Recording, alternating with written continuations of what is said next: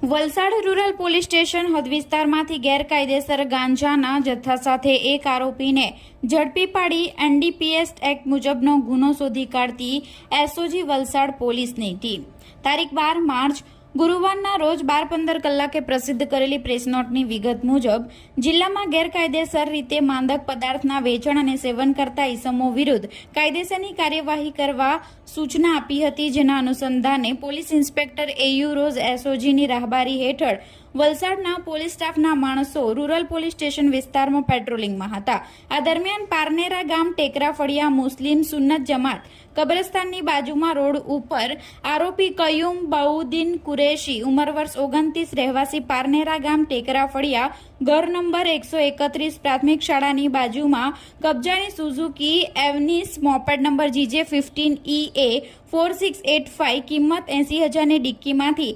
ગેરકાયદેસર ગાંજાનો જથ્થો 1.220 કિલોગ્રામ જેની કિંમત 61,000 અને એક મોબાઈલ ફોન જેની કિંમત 5,000 મળી કુલ 1,46,000ના મુદ્દામાલ સાથે ઝડપી પાડી એનડીપીએસ એક્ટ હેઠળ ગુનો નોંધી આગળની કાર્યવાહી હાથ ધરવામાં આવી છે.